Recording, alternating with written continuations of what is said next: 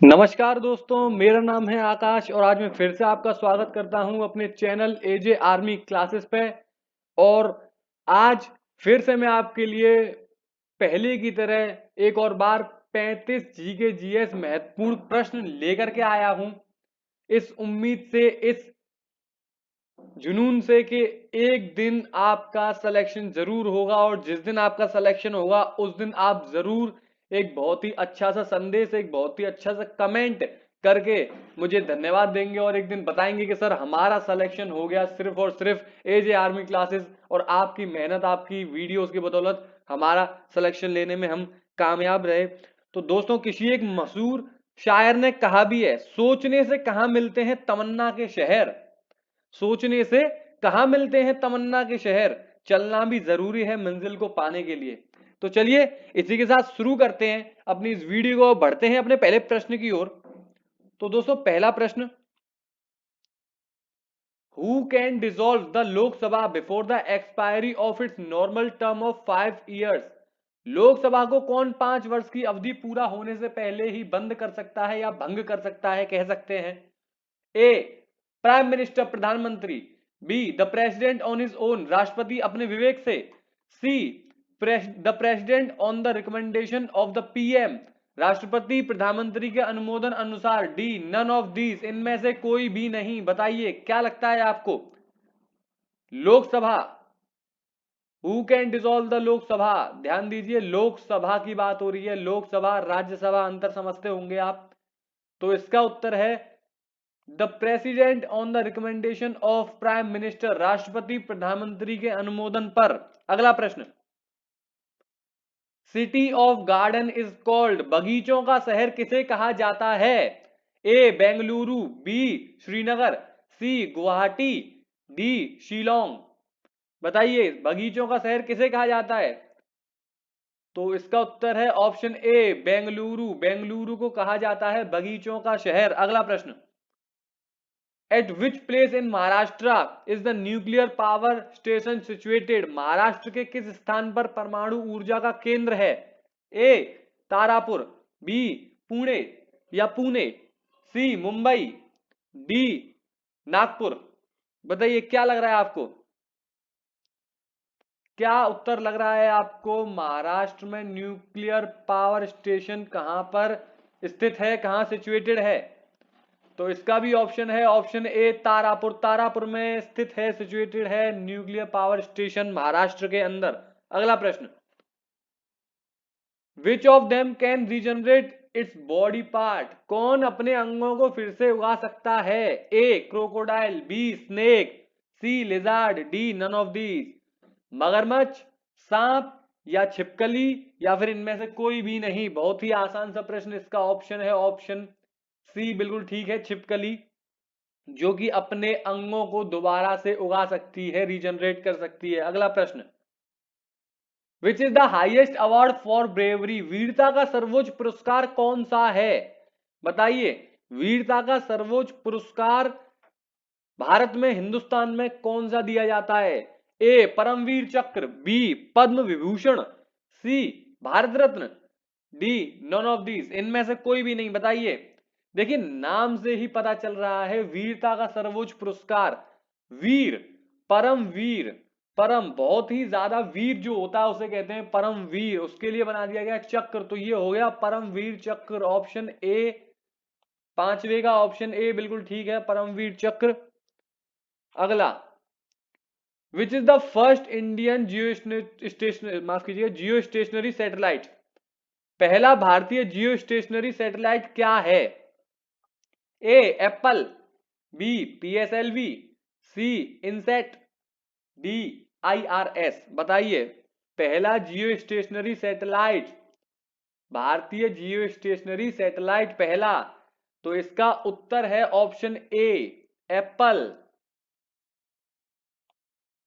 अगला, birth canal is the name given to, निम्न का नाम बर्थ कैनाल दिया गया है। A, vagina. B, uterus. C, urethra. D, none of these, इनमें से कोई भी नहीं। ध्यान दीजिए, birth canal is the name given to, birth canal नाम, नाम से समझने की कोशिश कीजिए। बर्थ कैनाल, कैनाल आप जानते हैं बर्थ भी आप जानते हैं, बर्थ जन्म, कैनाल कोई भी एक जगह या कोई भी एक हिस्सा कह सकते हैं, कोई भी एक सकरा हिस्सा। तो इसमें वेजाइना, यूटेरस, यूरेथ्रा, इनमें से कोई भी नहीं, बर्थ जन्म।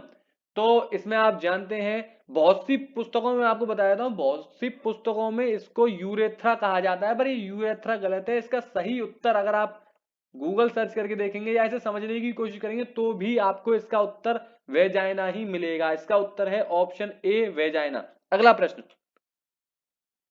विच of the following factor influence the rate of chemical reaction? इनमें से कौन सी घटक रासायनिक क्रिया की गति पर प्रभाव डालती है? A, concentration of reactants in, हमें हिस्सा लेने वाले पदार्थों की गणना पर। B, presence of a catalyst, अनुघटक की उपस्थिति। सी, टेम्परेचर, तापमान। D, all of the above, उपरोक्त सभी। बताइए क्या लग रहा है आपको?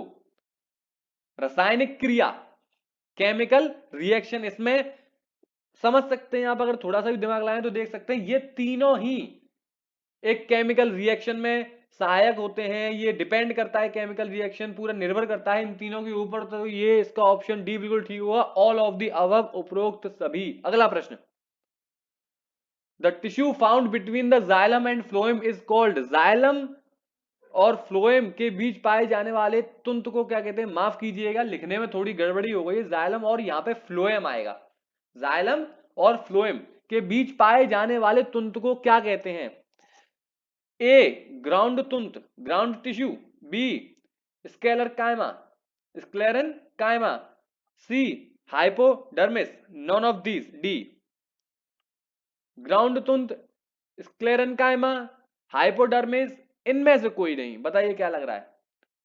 देखिए दोस्तों, थोड़ी बहुत लिखावट में कभी कभार गड़बड़ी हो जाती है, क्योंकि हम बहुत मेहनत करते हैं, पूरा पूरा दिन हमारा निकलता है आपके लिए इसी तरीके के ये पीपीटी प्रेजेंटेशन बनाने के लिए और आपको समझाने के लिए पूरा पूरा दिन निकलता है। तो कभी कभार छोटी मोटी गलतियां हो जाती हैं, जिनके लिए हम आपसे हाथ जोड़ के विनती करके माफी मांगते हैं। इसके लिए आपको बुरा मानने की जरूरत नहीं है, कुछ भी गलत कमेंट करने की जरूरत नहीं है, गलत सोचने की जरूरत नहीं है। हमारी आप मेहनत देखिए और साथ के साथ अपनी मेहनत करिए। तो चलिए, ये सारी बातें तो होती रहेंगी। इस उत्तर का मतलब, इस प्रश्न का उत्तर, इसका उत्तर होगा हाइपोडर्मिस। जाइलम और फ्लोएम के बीच पाए जाने वाले तंतु को क्या कहते हैं? इसको कहते हैं सर हाइपोडर्मिस, हाइपोडर्मिस कहा जाता है। अगला प्रश्न, who elect the deputy chairman of Rajya Sabha? Rajya Sabha के उपसभापति का चुनाव कौन करता है? डिप्यूटी चेयरमैन, उपसभापति। ए, लोकसभा।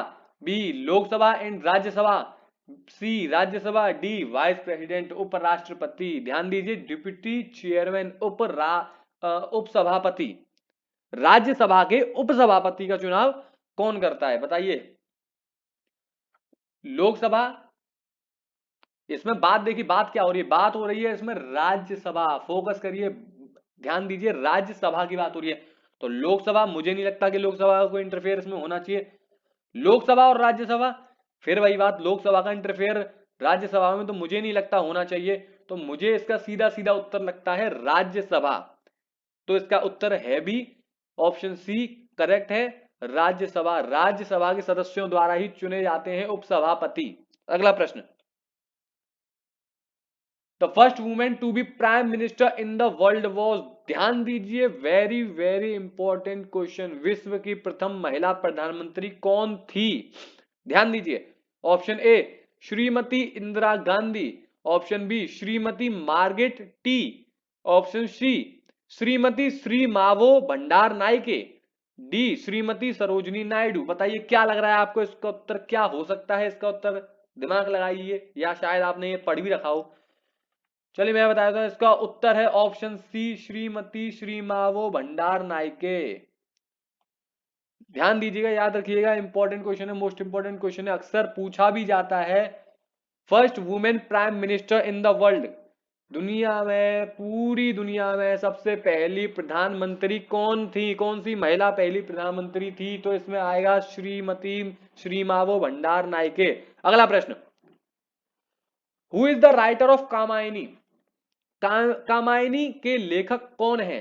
ध्यान दीजिए, Kamayani, option A Vishnu Sharma, option B Ramdhari Singh Dinkar, option C Jaishankar Prasad, option D Mahadevi Verma. कुछ प्रश्न ऐसे होते हैं जिन्हें आपको डायरेक्ट रटना पड़ता है, उन्हें याद करना पड़ता है। अब कामायनी, कामायनी क्या था?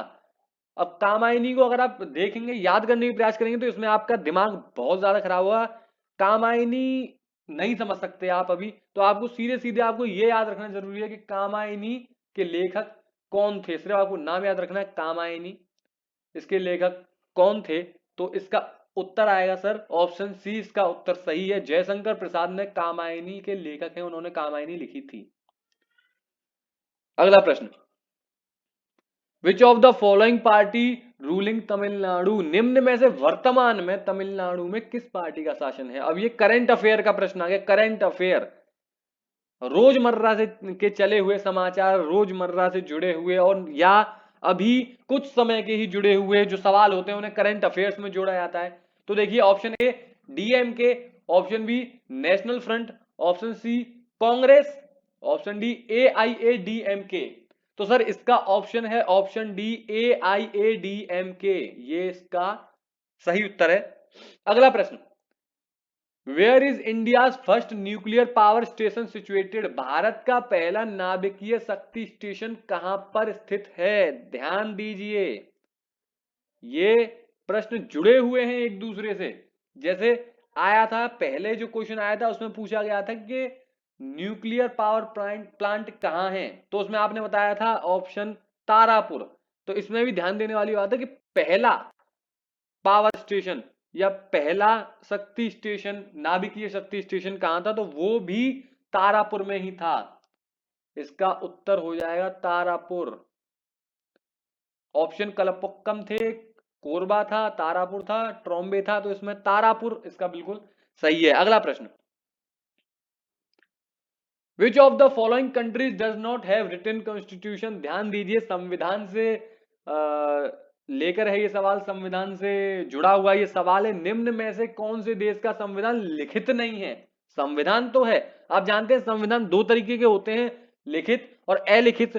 तो जैसे भारत हिंदुस्तान हमारा देश है, हमारे पास लिखित संविधान है, हम लिखित संविधान रखते हैं, हमारे पास लिखित संविधान है। पर ऐसा कौन सा देश है जहां संविधान तो है पर वो लिखित नहीं है, वो अलिखित है, वो रिटन फॉर्म में नहीं है? तो इसके ऑप्शन है इंग्लैंड, रशिया, फ्रांस, बेल्जियम। तो ध्यान दीजिए, इंग्लैंड इसका उत्तर होगा। निम्न में से कौन से देश का संविधान लिखित नहीं है? एक तो ये इंग्लैंड इसका उत्तर होगा, और दूसरा प्रश्न सुन लीजिए कि सबसे पहले अलिखित संविधान किस देश का बना था? अलिखित मतलब सबसे पहले संविधान किसने बनाया था और वो अलिखित किसने बनाया था? तो इसमें भी उसका उत्तर इंग्लैंड ही होगा। सबसे पहले संविधान बनाया इंग्लैंड ने था, लिखित संविधान सबसे पहले यूएसए ने बनाया था, पर अलिखित सबसे पहले इंग्लैंड ने बनाया था।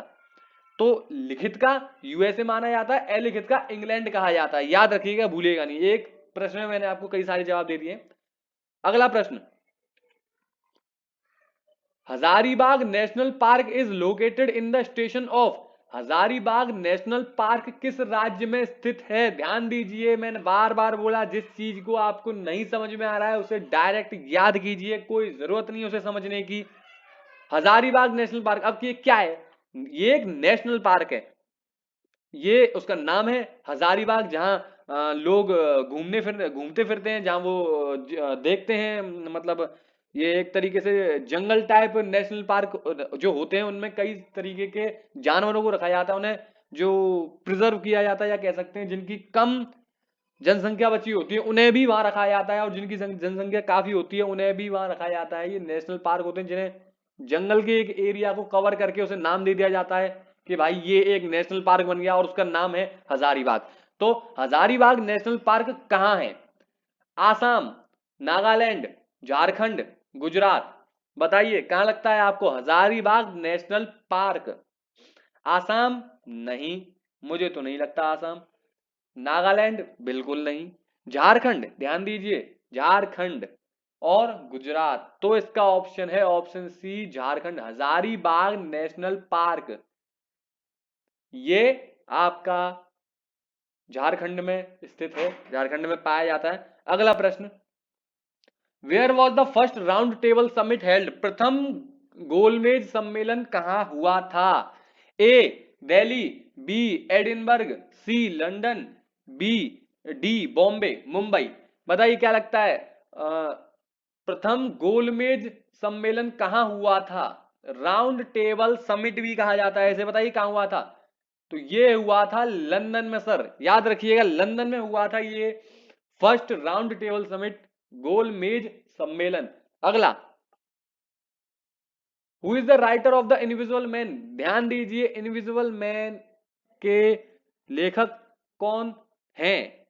तो option A H G Wells, option B Charles Dicken, option C Charles Lamb, option D none of the. ध्यान दीजिए अगर आप सीबीएसई से पढ़े हुए हैं, अगर आप सीबीएसई कैंडिडेट हैं, आपने अपनी first to twelfth class CBSE से किया, तो मेरे ख्याल से मैं पक्का तो नहीं कह सकता, पर 11th या 12th क्लास में से, काफी टाइम हो गया मुझे भी, 11th या 12th किसी एक क्लास में सीबीएसई में ये नोवेल पढ़ाई जाती है, द इनविजिबल मैन, जिसके रचयिता हैं एच जी वेल्स। ये एक नाटक है, ये एक कल्पना है एच जी वेल्स की, द इनविजिबल मैन, जिसे उन्होंने उतारा है द इनविजिबल मैन नामक किताब में, जो 11वीं या 12वीं में मेरे ख्याल से पढ़ाई भी जाती है सीबीएसई के छात्रों को।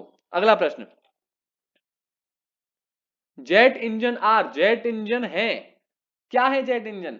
रोटरी इंजन, एक्सटर्नल कंबस्टन, ब्रह्म दहन engine, turbine engine, D reaction engine, प्रतिक्रिया इंजन। माफ कीजिएगा कभी कभी पढ़ते समय जबान फिसल जाती है, या कभी कभी होता है कि आप काफी समय से आप किसी काम को कर रहे हैं और आप उसे कर रहे हैं, करते जा रहे हैं, तो कभी कभी जबान फिसल जाती है। इस चीज के लिए मैं माफी चाहता हूँ, माफ कीजिएगा और समझने का प्रयास कीजिएगा।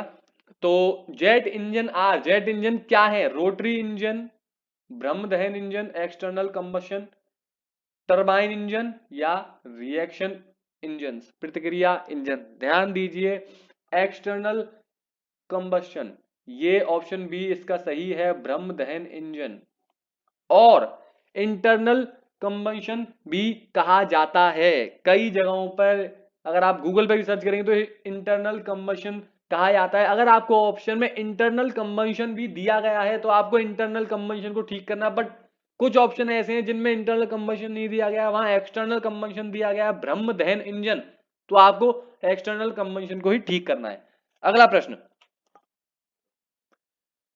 X ray were discovered by, X किरण की खोज किसने की थी? बताइए, option A Thomson, option B Braggs, option C Johnson, option D Roentgen. बताइए किसने की थी? रोन्टजन, जॉनसन, ब्रागोस, थॉमसन, किसने की थी एक्स रे की खोज? क्या लगता है? तो देखिए इसका उत्तर है option D, Roentgen, Roentgen, sorry Roentgen, Roentgen इसका उत्तर है। अगला प्रश्न, which of the following utilize Newton third law of motion? Newton की गति का तीसरा नियम किसमें प्रयोग होता है? अब ध्यान दीजिए न्यूटन का तीसरा नियम, आर्चरी तीरंदाजी, स्पेस रॉकेट अंतरिक्ष यान, ए एंड बी, ए और बी दोनों, आर्चरी और स्पेस रॉकेट अंतरिक्ष यान तीरंदाजी दोनों में, या पतंगबाजी में, पतंग उड़ाने में। तो इसका उत्तर है सर अंतरिक्ष यान में, स्पेस रॉकेट में यूज होता है Newton third law of motion. अगला प्रश्न, which one of the following is not soluble in water? निम्न में से कौन सा एक पानी में घुलनशील नहीं है? A lead sulphate, B zinc sulphate, C calcium sulphate, D sodium sulphate. बताइए क्या लगता है कौन सा ऐसा पदार्थ है जो पानी में घुलनशील नहीं है, जो पानी में नहीं घुलता है? तो देखिए इसका ऑप्शन है दोस्तों option A lead sulphate, sir lead sulphate इसका आंसर है। अगला प्रश्न, which is the smallest possible unit of a chemical compound? निम्न में से कौन सी रासायनिक मिश्रण की संभावित इकाई है? A atom, B electron, C proton, D molecule. क्या लगता है? एटम और इलेक्ट्रॉन और प्रोटॉन और मॉलिक्यूल। तो इसमें मुझे तो लगता है कि एटम नहीं हो सकता, इलेक्ट्रॉन नहीं हो सकता, प्रोटॉन नहीं हो सकता। मेरे हिसाब से मॉलिक्यूल इसका उत्तर सही है और मॉलिक्यूल ही इसका उत्तर आपको सही करना है, क्योंकि यही इसका उत्तर है। विच is the smallest possible unit of chemical compound. ध्यान दीजिए केमिकल कंपाउंड की बात हो रही है, तो यहां पे सर मॉलिक्यूल इसका उत्तर होगा, होना चाहिए और है भी। मॉलिक्यूल को आपको ठीक करना है। चलिए अगला प्रश्न, which gas is not the pair of atmosphere. निम्न में से कौन सी गैस वातावरण का हिस्सा है ही नहीं, वो वातावरण में होती ही नहीं है ही नहीं, पाई ही नहीं जाती है। Option A nitrogen, option B chlorine, option C carbon dioxide, option D oxygen. Sir बहुत ही आसान सा सवाल है पर महत्वपूर्ण है। देखिए नाइट्रोजन बिल्कुल पाई जाती है, कार्बन डाइऑक्साइड बिल्कुल पाई जाती है, ऑक्सीजन बिल्कुल पाई जाती है, क्या बचा क्लोरीन। तो क्लोरीन इसका उत्तर सही कर दीजिए, ऑप्शन बी क्लोरीन इसका उत्तर सही है। अगला प्रश्न, इन 1945 on which city was the first atom bomb dropped. पहला परमाणु बम 1945 में किस शहर पर गिराया गया था। ध्यान दीजिए, हिरोशिमा, बी बर्लिन, सी नागासाकी, डी इनमें से कोई नहीं। बताइए कहां गिराया गया था 1945 में पहला एटॉमिक बम, कहां गिराया गया था। तो सर ध्यान दीजिए हिरोशिमा में गिराया गया था। पहला एटॉमिक बम गिराया गया था हिरोशिमा में, फिर उसके तुरंत बाद ही नागासाकी पर भी एटॉमिक बम गिरा दिया गया था। जापान के हिरोशिमा पर पहले गिराया गया था, उसके बाद मेरे ख्याल से 2 या 3 दिन के अंतराल में, मुझे कंफर्म तो नहीं पर शायद 2 या 3 दिन के अंतराल में नागासाकी पर भी गिरा दिया गया था। तो पूरा का पूरा जापान तबाह हो गया था, बर्बाद हो गया था। अगला प्रश्न, the disease caused by the biting of a mad dog is. पागल कुत्ते के काटने से होने वाली बीमारी कौन सी है। अब सर बहुत से लोग जानते हैं कि क्या होती है वो बीमारी, पर प्रश्न बिल्कुल अलग तरीके से आता है। जैसे कि option A jaundice, option B scurvy, option C hydrophobia, option D इनमें से कोई नहीं। अब बताइए क्या लगता है आपको। बहुत से लोग सोच के बैठे होंगे कि इसका है भाई, जब भी डॉगी काटता है, डॉग काटता है तो रेबीज होता है, डॉक्टर तो बोलते हैं रेबीज हो गया, रेबीज हो गया। तो सर रेबीज तो ठीक है, पर रेबीज के अंदर कहा जाता है इसको हाइड्रोफोबिया। जब एक पागल कुत्ता काट लेता है, मैड डॉग जिसे कहा जाता है, जब वो काट लेता है तो हाइड्रोफोबिया कहलाती है वो बीमारी। अगला प्रश्न, who is known as the father of nuclear energy in India. भारत में परमाणु ऊर्जा के पिता के नाम से किसे जाना जाता है। Option A doctor Homi Jahangir Bhabha, option B doctor Chatterjee, option C doctor Vikram Sarabhai, या ऑप्शन डी इनमें से कोई भी नहीं। तो सर ध्यान दीजिए, इसका ऑप्शन है option A doctor Homi Jahangir Bhabha. बाबा मत कर देना, भाभा। अगला प्रश्न, which of the following is destroyed when food is cooked for a long time. जब भोजन को लंबे समय तक पकाया जाता है, माफ कीजिएगा फिर से एक गलती पकड़ी गई, पढ़ाया नहीं जाता, पकाया जाता है तो यह नष्ट हो जाता है। क्या नष्ट हो जाता है सर। जब भी आप खाने को बहुत लंबे समय तक पकाते हैं तो उसमें से क्या नष्ट हो जाता है। A protein, B folic acid, C essential fatty acid, D none of these. Protein, folic acid, आवश्यक वसा अम्ल, इनमें से कोई भी नहीं। तो सर जब भी आप खाने को ज्यादा समय तक पकाते हैं तो प्रोटीन उसमें से नष्ट हो जाता है। अगला प्रश्न, the plasma membrane of all living cells is. सभी जीवित कोशिका की प्लाज्मा मेम्ब्रेन होती है, कौन सी होती है। अपारगम्य, impermeable, selectively permeable, permeable, semi permeable. अपारगम्य, चयनित पारगम्य, पारगम्य या अर्थ पारगम्य। बताइए क्या लग रहा है आपको इसका उत्तर। तो सर सभी जीवित कोशिका की प्लाज्मा मेम्ब्रेन सेमी परमिएबल होती है, अर्थ पारगम्य होती है। अगला प्रश्न, the chemical name of baking soda is. Baking soda का रासायनिक नाम क्या है sir. A sodium bicarbonate, B sodium bisulphate, C sodium carbonate, D none of this, इनमें से कोई भी नहीं। बताइए सर क्या लग रहा है आपको? बेकिंग सोडा का केमिकल नेम क्या हो सकता है, किस नाम से उसे जाना जा सकता है? देखिए डायरेक्ट याद करने वाली चीज है, इसमें आपको कुछ समझने की जरूरत नहीं है। सोडियम बाइकार्बोनेट कहा जाता है बेकिंग सोडा को केमिकल नेम पे अगर पूछते हैं केमिकल नेम क्या है तो बेकिंग सोडा का सोडियम बाइकार्बोनेट बताया जाता है। अगला प्रश्न, पेनिसिलिन इज अ, पेनिसिलिन क्या है? ए फैट, बी एंजाइम, सी प्रोटीन, डी एंटीबायोटिक। ध्यान दीजिए, अब पहले ये समझिए पेनिसिलिन है क्या, उत्तर ही दे दीजिए पहले। तो मैं उत्तर दे देता हूं, पेनिसिलिन है सर एंटीबायोटिक है। Penicillin is a antibiotic.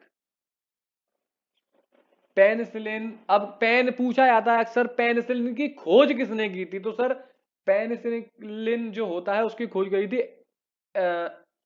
Alexander Fleming ने। पेनिसिलिन की खोज करी थी एलेक्जेंडर फ्लेमिंग ने, जो कि एक एंटीबायोटिक के तौर पर यूज किया गया। अगला प्रश्न, the electrons present in outer shell are called A neutral electron, B shell electron, C valence electron, D none of these, इनमें से कोई भी नहीं। बताइए क्या लग रहा है? आउटर मोस्ट सेल इलेक्ट्रॉन जो आउटर मोस्ट सेल में उपस्थित होते हैं उन्हें क्या कहा जाता है? तो सर उन्हें कहा जाता है वैलेंस इलेक्ट्रॉन। ध्यान दीजिए, वैलेंस इलेक्ट्रॉन कहा जाता है उन्हें। अगला प्रश्न, which non metal conducts electricity, किस धातु में विद्युत धारा प्रवाहित होती है? सिलिकॉन, सल्फर, ग्रेफाइट, इनमें से कोई भी नहीं। बताइए क्या लग रहा है आपको, क्या हो सकता है इसका उत्तर? तो लगने लगाने को छोड़िए, मैं ही बता देता हूं सर, इसका उत्तर है ग्रेफाइट। ग्रेफाइट इसका आंसर है। अगला प्रश्न,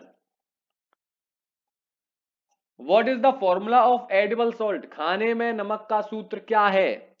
option A NaCl, option B KOH, option C NaHCO3, option D none of this, इनमें से कोई भी नहीं। बताइए सर क्या लग रहा है आपको इसका उत्तर?